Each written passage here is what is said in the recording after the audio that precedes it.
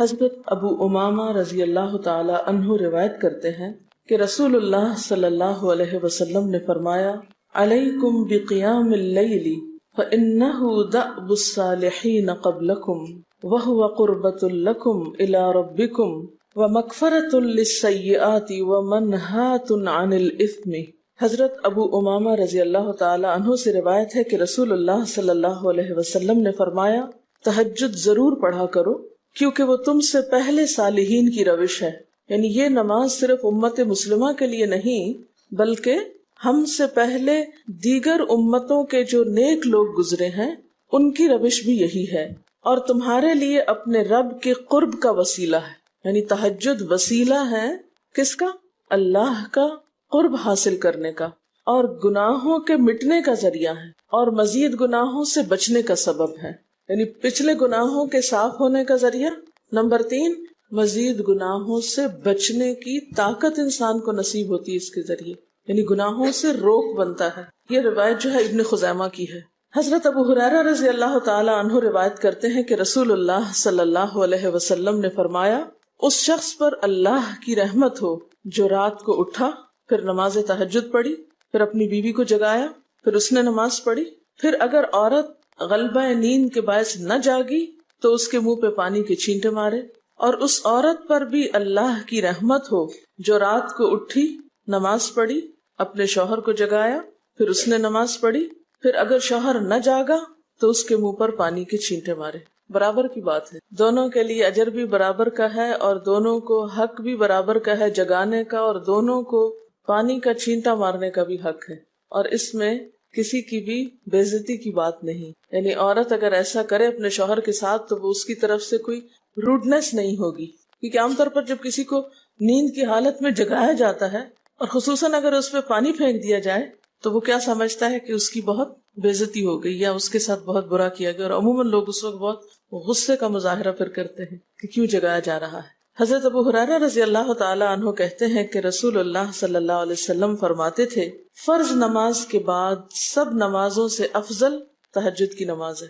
یعنی فرائض بہرحال افضل ہے، اور نوافل میں سب سے افضل تہجد کی نماز۔ رسول اللہ صلی اللہ علیہ وسلم نے فرمایا، جب انسان سوتا ہے تو شیطان اس کے سر کی گدی پر 3 گریں لگاتا ہے اور کہتا ہے کہ رات بڑی لمبی ہے، اس کو تھپکی دیتا ہے اور کہتا ہے لمبی رات ہے، ابھی سوئے رہو، ابھی ٹائم ہے، ٹھہر کے اٹھنا، یعنی اس کو سلائے رکھتا ہے۔ اگر وہ بیدار ہو کر اللہ کا ذکر کرے، یعنی آنکھ کھلے اور اللہ کا ذکر کو شروع کر دے تو ایک گرہ کھل جاتی، شیطان کے پھندے سے انسان آزاد ہونے لگتا ہے۔ اگر وضو کرے تو دوسری گرہ کھل جاتی، اگر نماز پڑھے تو تیسری گرہ کھل جاتی، اور وہ شادمان اور پاک نفس ہو کر صبح کرتا ہے۔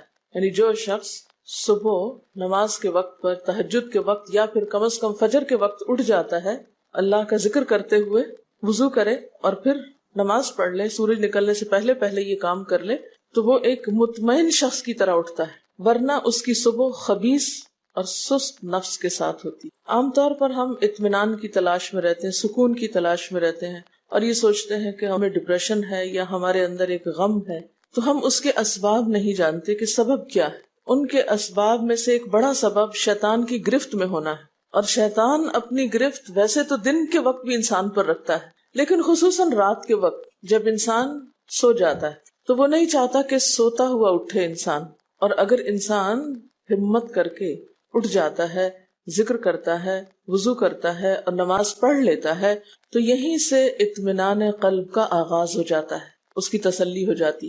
رسول اللہ صلی اللہ علیہ وسلم نے فرمایا، اللہ تعالیٰ ہر رات آسمان دنیا پر نزول فرماتے ہیں، یعنی زمین سے سب سے قریبی آسمان پر۔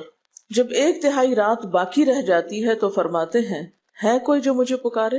اس وقت اللہ تعالیٰ بندوں کو پکارتے ہیں، ہے کوئی جو مجھے پکارے میں اس کی دعا قبول کروں، ہے کوئی جو مجھ سے مانگے میں اس کو دوں، ہے کوئی جو مجھ سے بخشش طلب کرے تو میں اس کو بخش دوں۔ گویا یہ وقت دعا کی قبولیت کا وقت ہے، انسان جو مانگے اس کو ملتا ہے، اور خصوصی طور پر بخشش کے طلب کرنے کا وقت، جیسے قرآن پاک میں آتا ہے، وَبِالْأَسْحَارِ هُمْ يَسْتَغْفِرُونَ وَبِالْأَسْحَارِ هُمْ يَسْتَغْفِرُونَ، اور سحری کے وقت وہ استغفار کرتے ہیں۔ اب ہو سکتا ہے کہ آپ کہیں کہ نہیں، ہم نے تو زندگی میں کوئی خاص گناہ کیے ہی نہیں، اس لیے ہمیں تو بخشش کی ضرورت ہی نہیں۔ بخشش مانگے گناہگار لوگ، ہم تو نیک لوگ ہیں، نیک کام کرتے ہیں، دن رات قرآن پڑھتے پڑھاتے ہیں، اس لیے ہماری تو ضرورت نہیں۔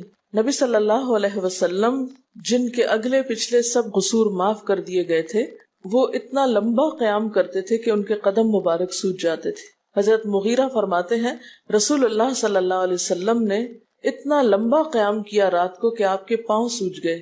آپ سے سوال کیا گیا کہ آپ اتنی مشقت کیوں کرتے ہیں، اپنے آپ کو اتنا کیوں تھکاتے ہیں، حالانکہ آپ کے تو سارے گناہ معاف کر دیے گئے۔ آپ نے فرمایا کیا میں اللہ کا شکر گزار بندہ نہ بنوں؟ یعنی صرف گناہوں کی بخشش ہی نہیں بلکہ نعمتوں پر شکر بھی واجب ہے۔ جہاں ایک طرف گناہوں کی بخشش انسان کے لیے اللہ کے قرب کے راستے ہموار کرتی ہے، وہاں اللہ تعالیٰ کا شکر ادا کرنا بندے کو اللہ کا قرب عطا کرتا ہے۔ اچھا، اب پہلی سنت میں آپ کو بتاؤں گی کہ اگر آپ تہجد کے وقت اٹھے ہیں تو سب سے پہلے آپ کیا پڑھیں گے۔ حضرت عائشہ رضی اللہ تعالی عنہا فرماتی ہیں کہ رسول اللہ صلی اللہ علیہ وسلم جب رات کو تہجد کے لیے اٹھتے تو یہ پڑھتے 10 بار اللہ اکبر، 10 بار الحمدللہ، 10 بار سبحان اللہ و بحمدہ، 10 بار سبحان الملک القدوس، 10 بار استغفر اللہ، 10 بار لا الہ الا اللہ، اور پھر 10 بار اللہم اعوذ بک من ضیق الدنیا و ضیق یوم القیامہ، میں تیری پناہ میں آتا ہوں دنیا کی تنگی سے اور قیامت کے دن کی تنگی سے۔ اللہم اعوذ بک من ضیق ضاد یہ قاف من ضیق الدنیا و ضیق یوم القیامہ، یہ بھی 10 بار۔ اور پھر فرماتے اللہم اغفر لی واہدنی وارزقنی وعافنی، پھر وضو کرتے اور تہجد شروع کرتے، یعنی یہ بھی وضو سے پہلے آپ پڑھ لیتے تھے۔ تو آپ کیا کر سکتے ہیں، جیسے آنکھ کھلی یا بستر پر لیٹے ہیں تو بعض اوقات ایسا ہوتا ہے نا کہ انسان سوچتا ہے اچھا ایک سائڈ پہ سو کے اتنے تھکے ہوئے ہوتے ہیں کہ آپ ایک دم نہیں اٹھ پاتے۔ حالانکہ آپ صلی اللہ علیہ وسلم کے نیند سے بیدار ہونے کا طریقہ کیا تھا کہ جب آپ اٹھتے تھے تو یکدم اٹھتے تھے، سستی کے مارے نہیں کہ کبھی ایک طرف لیٹ گئے پھر دوسری طرف سو گئے پھر دائیں طرف پھر بائیں طرف، نہیں، جب جاگنے کا وقت ہوتا تھا تو آپ فوراً اٹھ جاتے تھے۔ لیکن بسا اوقات ایسا ہوتا ہے کہ انسان تھکا ہوا ہوتا ہے، سائڈ بدل کے دوسری طرف کو ذرا لیٹتا ہے، تو یہ لیٹے لیٹے بھی آپ اذکار پڑھ سکتے ہیں، ٹھیک ہے؟ اور یہ سب آپ کو آتے ہی ہوں گے سوائے ایک وہ ذکر کے اللہم اعوذ بک من ضیق الدنیا و ضیق یوم القیامہ، اور ترتیب آپ یاد کر لیں اپنے بیڈ سائڈ ٹیبل پہ یا بیڈ پہ یا کہیں بھی، یہ نوٹس کسی پین کے ساتھ لکھ کے لگا دیں، چپکا دیں، اور جب یاد ہو جائے تو پھر اتار دیں، جب عادت بن جائے تو ہٹا دیں وہاں سے، ٹھیک ہے؟ جتنے دن عادت نہیں بنتی اتنے دن اپنے یادداشت کے لیے رکھ لیں۔ اسی طرح نیند سے اٹھ کر لا الہ الا اللہ وحدہ لا شریک لہ لہ الملک ولہ الحمد وہو علی کل شیء قدیر الحمد للہ وسبحان اللہ واللہ اکبر ولا حول ولا قوۃ الا باللہ، یہ بھی پڑھ سکتے ہیں۔ اچھا، ضروری نہیں کہ سب کچھ ایک ہی دن میں پڑھ لیں، یہ بھی آپ کر سکتے ہیں کہ ایک دن میں ایک چیز پڑھ لیں، دوسرے دن دوسری پڑھ لیں، تیسرے دن تیسری پڑھ لیں، ٹھیک ہے نا؟ اور اگر ساری ایک دن بھی پڑھنا چاہیں، دیکھیں وقت کی بات ہے نا، ہو سکتا ہے اس وقت عمر کے اس حصے میں آپ پہ بہت ذمہ داریاں ہوں، آپ یہ سب کچھ نہ پڑھ سکتے ہوں، لیکن زندگی کا ایک ایسا وقت بھی آتا ہے جب انسان بوڑھا ہو جاتا ہے، جب اس کے اوپر باقی ذمہ داریاں کم ہو جاتی ہیں، پھر نیند بھی کم ہو جاتی ہے، پھر زیادہ عبادت کا موقع ملتا ہے، تو ایسے میں جب انسان کے پاس عبادت کے لیے وقت اور موقع زیادہ ہو تو پھر یہ ساری چیزیں بھی پڑھ لیں، ٹھیک ہے نا؟ پھر اسی طرح یعنی یہ جو روایت ہے کہ جس میں آپ صلی اللہ علیہ وسلم نے فرمایا جو شخص نیند سے جاگے، اور یہ تہجد کے وقت ہی نہیں، اگر فجر کے لیے بھی آپ اٹھ رہے ہیں تو یہ دعا پڑھ سکتے ہیں، لا الہ الا اللہ وحدہ لا شریک لہ، اور پھر الحمدللہ وسبحان اللہ واللہ اکبر ولا حول ولا قوۃ الا باللہ، پھر کہے اللہم اغفر لی، پھر کیا پڑھے اللہم اغفر لی، یا کوئی اور دعا کرے تو قبول ہوگی، اور اگر وضو کر کے نماز پڑھے تو وہ بھی قبول کی جائے گی۔ صبح اٹھتے ہی اللہ کی تعریف، اور آپ کو معلوم ہے کہ یہ جو چوتھا کلمہ ہے نا لا الہ الا اللہ وحدہ، اس کو دعا بھی کہا گیا، حالانکہ اس میں صرف اللہ تعالیٰ کی حمد و ثنا ہے، اور یہ یوم عرفہ کی دعا ہے۔ حدیث میں آتا ہے کہ مجھے اور مجھ سے پہلے انبیاء کو اس دن کی جو بہترین دعا سکھائی گئی، یعنی یوم عرفہ کی دعا، وہ لا الہ الا اللہ وحدہ لا شریک لہ، حالانکہ اس میں مانگنے کی تو کوئی چیز ہی نہیں، صرف اللہ کی حمد و ثنا ہے۔ جیسے حضرت ایوب علیہ السلام نے کہا تھا انی مسنی الضر وانت ارحم الراحمین، مانگا کچھ نہیں، انت ارحم الراحمین، انت ارحم الراحمین۔ اللہ تعالیٰ کی تعریف کر کے، اللہ تعالیٰ کے نام کے ساتھ اس کو اگر انسان پکار لیتا ہے تو یہ بھی اس کے لیے بہت کافی۔ ایک اور روایت میں آتا ہے رسول اللہ صلی اللہ علیہ وسلم جب تہجد کے لیے اٹھتے یعنی آپ ایک مرتبہ اٹھے، یعنی جو صحابی روایت کرتے ہیں، تو آپ نے بیٹھنے کے بعد آسمان کی طرف نظر کر کے سورۃ آل عمران کی آخری 11 آیات 190 سے لے کر 200 تک 11 آیتیں یہ پڑھی، ان فی خلق السماوات سے لے کر بالکل آخر تک. یعنی ضروری نہیں کہ کھڑے ہو کر آپ آسمان کی طرف دیکھیں، آپ اٹھے ہیں، چارپائی پہ بیٹھے ہوئے ہیں، ابھی وضو کے لیے نہیں گئے، بیٹھ کے آسمان کی طرف دیکھ کے پڑھ کے پھر اٹھ سکتے ہیں. اب اس میں آپ دیکھیں نا کہ انسانی نفس کی بھی ایک رعایت ہو جاتی ہے. لیٹے لیٹے آپ نے ایک ذکر پڑھ لیا، بیٹھ کے آپ نے دوسرا پڑھ لیا، پھر آپ وضو کو چلے گئے، تو اس میں وہ جو ایک طبیعت کی کسل مندی ہوتی ہے وہ بھی ساتھ ساتھ اللہ کے ذکر سے دور ہوتی جاتی ہے، اور ایک سٹیپ کے بعد دوسرا سٹیپ لینا بھی آسان ہو جاتا ہے. اچھا، اس میں آپ دیکھیں حکمت کیا ہے کہ آپ صلی اللہ علیہ وسلم نے کیا فرمایا کہ آسمان کی طرف دیکھ کے پڑھا جائے تاکہ اچھی طرح آنکھیں کھل جائیں. تو زبانی یاد کرنے کا مطلب یہ نہیں کہ آپ آنکھیں بند کر کے سوئے سوئے پڑھیں، کیونکہ بعض اوقات ایسا ہوتا ہے نا، آنکھ کھلتی ہے، ذکر شروع کرتے ہیں اور پھر پتہ ہی نہیں چلتا اور ذکر آدھے میں رہ جاتا ہے اور سو چکے ہوتے ہیں. اور پھر اگر آپ کو زبانی یاد نہیں ہوگی نا، دیکھ کے پڑھیں گے تو وہ الماری کی طرف ہی دیکھتے رہیں گے، آسمان کی طرف نہیں دیکھ سکیں گے، تو پھر سنت پوری نہیں ہو سکے گی. اور اسی طرح حضرت ابن عباس روایت کرتے ہیں کہ جب رسول اللہ صلی اللہ علیہ وسلم رات کو تہجد کے لیے کھڑے ہوتے تو اللہ اکبر تکبیر تحریمہ کے بعد یہ دعا پڑھتے: اللہم لک الحمد انت قیم السماوات والارض ومن فیہن ولک الحمد لک ملک السماوات والارض ومن فیہن ولک الحمد انت نور السماوات والارض ولک الحمد انت ملک السماوات والارض ولک الحمد انت الحق ووعدك الحق ولقاؤك حق وقولك حق والجنة حق والنار حق والنبيون حق ومحمد صلی اللہ علیہ وسلم حق والساعة حق اللهم لك أسلمت وبك آمنت وعليك توكلت وإليك أنبت وبك خاصمت وإليك حاكمت فاغفر لي ما قدمت وما أخرت وما أسررت وما أعلنت أنت المقدم وأنت المؤخر لا الہ الا انت. الہی تیرے ہی لیے ہے ساری تعریف، زمین و آسمان اور جو کچھ ان میں ہے سب کو تو ہی قائم رکھنے والا ہے. تیرے ہی لیے ہے ساری تعریف، زمین و آسمان اور جو کچھ ان میں ہے اس سب کی بادشاہی تیرے ہی لیے ہے. تیرے ہی لیے ہے ساری تعریف، تو ہی روشن کرنے والا ہے زمین و آسمان کو. تیرے ہی لیے ہے ساری تعریف، تو ہی بادشاہ ہے زمین و آسمان کا. تیرے ہی لیے ہے ساری تعریف. تو حق ہے، تیرا وعدہ حق ہے، تیری ملاقات حق ہے، تیرا کلام حق ہے، جنت حق ہے، جہنم حق ہے، تمام انبیاء حق ہیں اور محمد صلی اللہ علیہ وسلم حق ہیں، قیامت حق ہے. الہی میں تیرے سامنے جھک گیا، میں صرف تیرے ساتھ ایمان لایا، میں نے صرف تجھی پر بھروسہ کیا، میں نے صرف تیری طرف رجوع کیا، صرف تیری ہی مدد سے دشمنوں سے جھگڑتا ہوں، میں نے صرف تجھے ہی اپنا حاکم مانا. سو تو میرے اگلے پچھلے اور ظاہر و پوشیدہ اور جنہیں تو مجھ سے زیادہ جانتا ہے سارے کے سارے گناہ معاف کر دے. تو ہی آگے کرنے والا ہے، تو ہی پیچھے ڈالنے والا ہے، تیرے سوا کوئی سچا معبود نہیں ہے. یہ جو دعا استفتاح ہے تہجد کے وقت کی، یہ باہر نہیں نماز کے اندر پڑھنے کی دعا ہے. ہم دعا مانگتے ہیں اللہم اجعلنی لک ذکارا لک شکارا. ان دعاؤں کے پڑھے بغیر ذکار کیسے بن سکتے ہیں؟ ذکار کا صیغہ تو فعال کے اوپر ہے نا، بہت زیادہ ذکر کرنے والا. والذاکرین اللہ کثیرا والذاکرات. تو ذاکرات کیسے بن سکتے ہیں جب تک کہ یہ دعائیں زبانی نہ آتی ہوں اور اپنے وقت پر نہ پڑھی جاتی ہوں. ویسے بھی ذکر بہت اچھی چیز ہے، لیکن جو مسنون ذکر ہے اور جو نبی صلی اللہ علیہ وسلم کے طریقے کے مطابق ہے، جو اطمینان قلب اور خوشی اس وقت اس کام کو اس طریقے پہ کر کے نصیب ہوتی ہے، وہ اس کے علاوہ نہیں ہوتی. اگرچہ اس سے خوشی ہوتی ہے لیکن اس طرح کی نہیں نصیب ہوتی، اس طرح کا اطمینان نہیں ہوتا. آپ تجربہ کر کے دیکھ لیں، سنت کے مطابق زندگی گزارنا اور اپنی مرضی کے مطابق زندگی گزارنا، یہ دو مختلف لائف سٹائلز ہیں، دو مختلف طریقہ ہائے زندگی ہیں. دونوں کا امپیکٹ فرق ہوتا ہے، اثرات فرق ہوتے ہیں.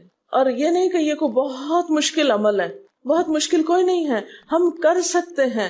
لیکن بات یہ ہے کہ ہم کرنے کی کوشش کریں، ارادہ تو کریں. پہلے تو آپ اپنے آپ سے یہ پوچھیں ارادہ بھی کیا کہ نہیں، کیونکہ اگر ارادہ ہو گیا نا تو کام بھی ہو جائے گا. مشکل یہ ہے کہ ہم جب کوئی ایسا کام سنتے تو پھر سوچتے نہیں ہمارا تو حالات اتنے کٹھن ہیں کہ یہ عمل ہمارے لیے نہیں. ویسے بھی نفل ہے، کوئی بات نہیں، نہ بھی ہو سکا تو کیا ہے، یہی کہہ کے ہم چھوڑ دیتے ہیں چیزوں کو کہ نہیں.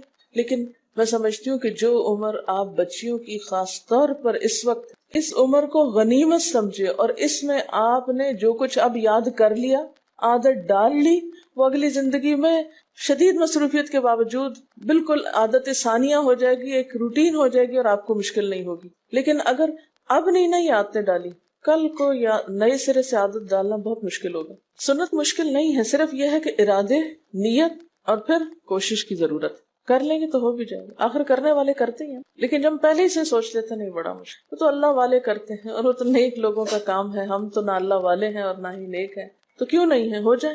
اب آپ صلی اللہ علیہ وسلم کے تہجد کی کیفیت کیا تھی؟ حضرت ابو ذر کہتے ہیں کہ رسول اللہ صلی اللہ علیہ وسلم نے تہجد میں اتنا قیام کیا کہ اس ایک آیت کو پڑھتے پڑھتے صبح کر دی.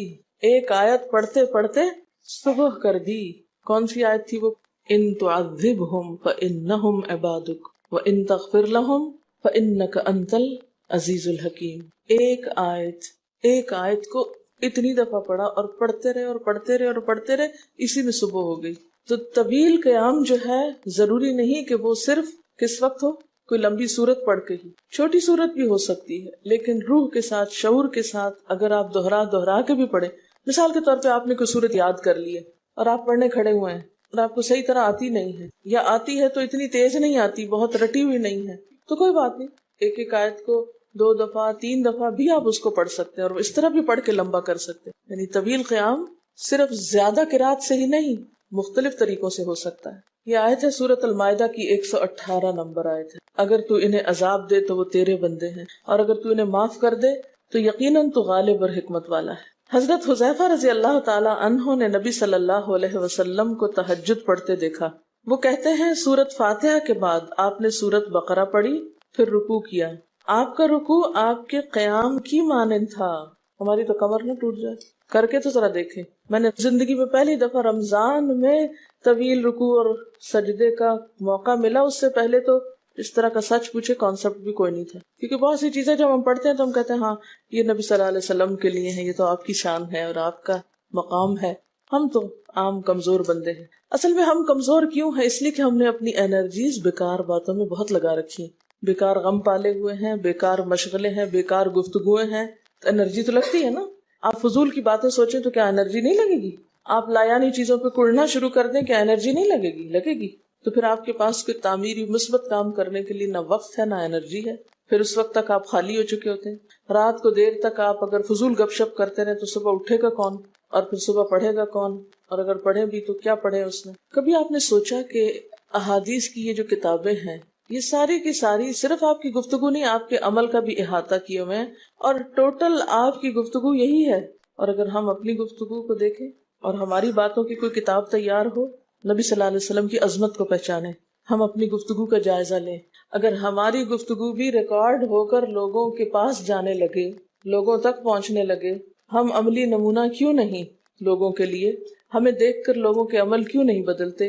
ہماری بات لوگوں پر اثر کیوں نہیں کرتی؟ کبھی سوچا ہم نے؟ صرف اپنی گفتگو کے آئینے میں ہی اپنے آپ کو پہچان لے کہ ہم کہاں ہیں، کون ہیں، کہاں کھڑے ہیں، لوگوں کے بیچ میں کیا باتیں کرتے ہیں، لوگوں کے پیٹھ پیچھے کیا باتیں کرتے ہیں، کہاں کس حال میں کیا کر رہے ہوتے ہیں. ہر شخص اپنے آپ کو خود پہچان سکتا ہے. کیا واقعی ہم اس لائق ہیں کہ کوئی ہم سے کچھ سیکھے؟ صرف اپنی گفتگو کے آئینے میں خود کو پہچانے. بعض اوقات کتنا بیکار بولتے ہیں، کتنا بے مقصد بولتے ہیں، کتنا ضرورت سے زائد بولتے ہیں. اس کا یہ مطلب نہیں کہ مصنوعی خاموشی اپنے اوپر مسلط کر لیں، کیونکہ پھر ہم دوسری ایکسٹریم پہ نکل جاتے ہیں. لیکن بامقصد گفتگو کتنی ہے ہماری باتوں میں جو واقعی فائدہ مند ہو، تو پھر ذرا روک بھی لیا کریں نا اپنے آپ کو. اپنے ساتھ خود ہی محنت کریں گے تو بات بنے گی. سوچیں تو، احساس تو کریں. جب کریں گے تو انشاءاللہ کامیابی بھی ہوگی. لیکن پہلی بات تو یہ نا کہ ہم جو کچھ کرتے ہیں نہ اس کا حساب کرتے ہیں، نہ اس کے بارے میں سوچتے ہیں کہ ہم کر کیا رہے ہیں. ہمیں نیکی نہ کرنے کا موقع یا ہمارے نیکی نہ کرنے کا ایک سبب اور ایک بڑی وجہ ہماری انرجیز کا بیکار چیزوں میں استعمال ہونا ہے، فضول کی سیاست میں ملوث ہونا ہے. اپنی ذمہ داریوں کا ہمیں ہوش نہیں ہوتا، دوسروں کے کاموں میں مداخلت خوب سوچتی ہے. خود کیا کر رہے ہیں اس کا کچھ پتہ نہیں، دوسرے کیا کر رہے ہیں اس سے بہت دلچسپی، یا کیا نہیں کر رہے. بہت سے لوگ، بہت سی خواتین کمر درد کی شکایت کرتے ہیں، اور اس کی ایک بڑی وجہ نمبر 1 رکوع کا صحیح پوزیشن پہ نہ ہونا ہے، اور نمبر 2 اس پوزیشن پہ کوئی ایکسرسائز نہیں ہماری ہوتی. یہ بتا رہی ہیں کہ کسی کی کمر میں درد تھا اور ٹھیک نہیں ہوتا تھا کسی چیز سے، تو ڈاکٹر نے ان کو یہ مشورہ کیا کہ طویل رکوع اور طویل سجدے کریں، بیسٹ ایکسرسائز ہے، کر کے تو دیکھیں۔ اور اس میں آپ دیکھیے کہ صحیح پوزیشن پہ لائیں، بالکل اسٹریٹ رکھیں گردن اور کمر کو، پیٹھ اور گردن ایک لائن میں آنی چاہیے۔ بہت سے لوگ یوں ٹیڑھی کرتے ہیں، یوں کر کے بس کرتے ہیں، یہ غلط پوزیشن ہے، اس سے تو اور بیمار ہو سکتے ہیں۔ کئی لوگ سر پھینک دیتے ہیں نیچے کو، یہ بھی غلط پوزیشن ہے، اس سے بھی کام خراب ہوتا ہے۔ اگر آپ صحیح پوزیشن پہ رکوع لمبا کریں تو یقینی طور پہ کمر درد کا علاج ہے۔ تو پٹھے مضبوط ہوتے ہیں نا کمر کے، آپ اس کو روک کے رکھے ہوتے ہیں ایک سیدھی لائن میں۔ 2 فیٹ کے درمیان کا فاصلہ بھی بہت معتدل رکھیں، نہ تو بہت قریب رکھیں اور نہ بہت کھلا رکھیں، بالکل معتدل، جس میں آپ آرام سے سکون سے کھڑے ہو سکیں اور آپ کا بیلنس قائم رہے۔ بیلنس کو قائم کرنا بے حد ضروری، ٹھیک ہے۔ حضرت حذیفہ نے نبی صلی اللہ علیہ وسلم کو تہجد پڑھتے دیکھا، وہ کہتے ہیں کہ سورۃ فاتحہ کے بعد آپ نے سورۃ بقرہ پڑھی، پھر رکوع کیا۔ آپ کا رکوع آپ کے قیام کی مانند تھا، یعنی جتنا لمبا قیام تھا اسی طرح رکوع تھا۔ پھر آپ نے رکوع سے سر اٹھایا اور کھڑے ہو گئے، اور آپ کا قوما یعنی رکوع کے بعد اٹھنے کا وقت بھی کافی طویل تھا۔ ہم تو بعض اوقات اٹھ کے کھڑے نہیں ہوتے کہ نیچے چلے جاتے ہیں، تو وہ بھی طویل تھا۔ صرف 2 رکعتیں بھی آپ ایسی پڑھ لینا کافی، اگر عام دنوں میں نہ پڑھی جائے تو ویکینڈ پہ پڑھ لیں۔ ہمارا تو ویکینڈ پہ لمبا سونے کا پروگرام ہوتا ہے نا، تو چلے دوبارہ سو جائیں، لیکن ہفتے میں 1 دفعہ کر لیں، اگر روز نہیں بھی کر سکتے 2 دفعہ کر لیں، ٹوائس اے ویک کر لیں۔ پھر آپ کا سجدہ آپ کے قومے کی مانند تھا، یعنی جتنا آپ کھڑے ہوئے تھے اتنا آپ پھر سجدہ کیا۔ آپ دونوں سجدوں کے درمیان اپنے سجدے کی مانند بیٹھے تھے، یعنی 2 سجدوں کے بیچ میں بھی آپ اتنی دیر بیٹھے جتنی دیر آپ نے سجدہ کیا تھا۔ پس آپ نے 4 رکعتوں میں سورۃ بقرہ، آل عمران، نساء اور المائدہ پڑھی۔ ہمیں اگر خود نہیں بھی آتی اور کوئی پڑھانے والا اتنی لمبی ایک دفعہ بھی تراویح کوئی پڑھا دے یا کوئی نفل پڑھا دے تو ہم دوسری دفعہ اس کے پاس نہ پڑھیں۔ تقریباً 7.25 پارے بنتے ہیں، جس کو ایک منزل کہا جاتا ہے۔ ایک دن کے تہجد میں آپ نے اتنا پڑھا، اور یہ تو قرآن کی قرات تھی، لیکن بیچ کے وقفوں میں تسبیحات اور اللہ کی تعریف اور حمد و ثنا اور ذکر، یہ آپ پر بس تھا۔ یہ وہی کر سکتا ہے جس کو واقعی اللہ سے حقیقی محبت ہو، صرف دعوے کی حد تک نہیں۔ میں کہتی ہوں چلے روزانہ نہ صحیح، ہفتے میں 1 بار، ہفتے میں نہیں، مہینے میں 1 بار، مہینے میں نہیں تو سال میں، رمضان میں، کسی موقع پر کچھ تو اللہ سے تعلق آئے، کچھ تو قرب پائیں۔ ہر شخص کے بس میں نہیں کہ ہر روز ایسی عبادت کرے، کیونکہ اللہ کے رسول صلی اللہ علیہ وسلم کا بہرحال مقام کچھ اور تھا، لیکن کچھ شوق، کچھ حسرت، کچھ تو دل میں ہونا ہی چاہیے، کوئی نیت، کوئی ارادہ، کوئی عزم، اور پھر اس کے لیے کوشش۔ تو وقت بچے گا کچھ آپ کے پاس فالتو باتوں کے لیے، فضول چیزوں کے لیے، کچھ سوچنے کے لیے، ٹینشن کے لیے بچے گا کچھ؟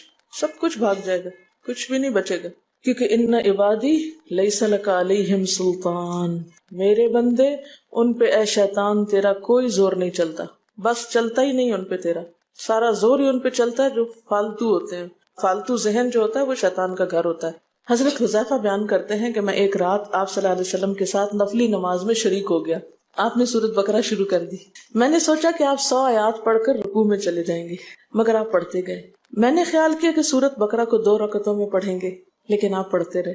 آپ نے سورۃ بقرہ ختم کر کے سورۃ نساء شروع کر دی، پھر ختم کر کے آل عمران پڑھنی شروع کر دی، اس کو بھی ختم کر دیا۔ آپ نہایت آہستگی سے پڑھتے جاتے تھے۔ جب ایسی آیت تلاوت کرتے جس میں سبحان اللہ کہنے کا حکم ہوتا ہے، جیسے سبح بحمد رب، جیسے مثال کے طور پر، تو سبحان اللہ کہتے۔ اگر کچھ مانگنے کا ذکر ہوتا تو سوال کرتے، اگر پناہ مانگنے کا ذکر ہوتا تو اعوذ باللہ پڑھتے۔ اس حدیث سے یہ بھی پتہ چلتا ہے کہ سورتوں کی ترتیب ضروری نہیں، کیونکہ آپ نے پہلے النساء پڑھی پھر آل عمران پڑھی۔ یہ جو ہر وقت لوگ پیچھا کیے رکھتے ہیں نا، بعض اوقات تو بہت ضد کرتے ہیں کہ آپ نے پہلی رکعت میں یہ پڑھائی تھی تو دوسری میں یہ کیوں پڑھا دی۔ یہ تو سنت میں ملتا ہے کہ پہلی رکعت طویل ہے دوسری کے مقابلے میں، لیکن یہ لازم نہیں کہ جو پہلی میں پڑھے اس کے بعد آگے والی صورتوں میں سے پڑھے، پیچھے والی بھی سے نہیں پڑھ سکتے۔ رسول اللہ صلی اللہ علیہ وسلم نے عبداللہ بن عمرو سے کہا، مجھے بتلایا گیا ہے کہ تم ساری رات نفل پڑھتے اور دن کو روزہ رکھتے ہو، اگر تم ایسا کرو گے تو تمہاری آنکھ کمزور اور طبیعت سست ہو جائے گی۔ یعنی ہر روز روزہ اور ہر رات جگراتا تمہاری جان اور تمہارے بال بچوں کا بھی تم پر حق ہے، اس لیے روزہ رکھو اور افطار بھی کرو، اور رات کو قیام کرو اور سو بھی۔ یعنی ساری رات تہجد پڑھنا یا نفل پڑھنا پسندیدہ نہیں ہے، رات کو سونا بھی پسندیدہ ہے۔ ہمارے ہاں 27ویں رات کو پوری رات جاگنا لازم سمجھا جاتا ہے، تو نبی صلی اللہ علیہ وسلم سے کوئی رات بھی پوری کی پوری جاگنا ثابت نہیں، کیونکہ اگر انسان صرف جاگتا ہی جاگتا چلا جائے تو وہ آسان ہوتا ہے، ایک دفعہ سو کے پھر اٹھنا جو ہے نا وہ اصل میں نفس کا امتحان ہوتا ہے، وہ مشکل ہوتا ہے۔ اسی طرح نبی صلی اللہ علیہ وسلم 3 دن سے کم میں قرآن مجید ختم کرنا پسند نہیں فرماتے تھے۔ آپ نے حضرت عبداللہ بن عمرو سے فرمایا کہ 1 ماہ میں پورا کر لو۔ انہوں نے عرض کی میں اس سے زیادہ تلاوت کی طاقت رکھتا ہوں، تو فرمایا 20 دن میں کر لو۔ ان کا میں اس سے زیادہ کی طاقت رکھتا ہوں، فرمایا 7 دن میں ختم کر لیا کرو، اس سے زیادہ کی اجازت نہیں، یعنی وہ ایک منزل کر کے۔ صحابہ کرام چونکہ اس زمانے میں مصحف اس طرح تھوڑی چھپے ہوئے تھے کہ کتابوں کی شکل میں ہوں، جو قرآن تھا لوگوں کے سینوں میں تھا، یاد کیے ہوئے تھے، اور وہ یاد کیا ہوا کہیں صبح کے وقت الگ بیٹھ کے نہیں پڑھا کرتے تھے، وہ کہاں پڑھتے تھے؟ تہجد میں نماز کے اندر پڑھا کرتے تھے۔ اب یہ تو ہم لوگوں کی مشکل ہوگی نا کہ ہمیں آتا کچھ نہیں زبانی، تو پھر ہم دیکھ کے پڑھتے ہیں تو نماز میں پھر وہ مشکل ہوتا ہے تو الگ رکھ کے پھر اس کو پڑھ رہے ہوتے ہیں، ٹھیک ہے۔ لیکن زیادہ بہترین پڑھنا نماز کے اندر کا پڑھنا ہے، اگرچہ دیکھ کے پڑھنے کی اس میں بھی اجازت ہے، لیکن ان کی چونکہ شدید حرص تھی حضرت عبداللہ بن عمرو کی، تو آپ نے ان کو 3 دن کی پھر اجازت دے دی تھی، اور آپ نے فرمایا کہ اس شخص کو قرآن کی کچھ سمجھ نہیں ہو سکتی جو 3 سے بھی کم دن میں قرآن پڑھے۔ نبی صلی اللہ علیہ وسلم نے فرمایا جو شخص رات کے نوافل میں 200 آیات تلاوت کرتا ہے وہ اطاعت گزار مخلص لوگوں میں شمار ہوتا ہے۔ انہ من عبادنا المخلصین، وہ آتا ہے نا قرآن پاک میں انبیاء کی صفت میں سے۔ تو جو شخص رات کو نماز میں یعنی نفل میں 200 آیات تک تلاوت کرتا ہے وہ اطاعت گزار مخلص بندوں میں شمار ہوتا ہے۔ اور سنن دارمی میں واضح طور پر آتا ہے کہ نبی صلی اللہ علیہ وسلم ساری رات نوافل نہیں پڑھا کرتے تھے،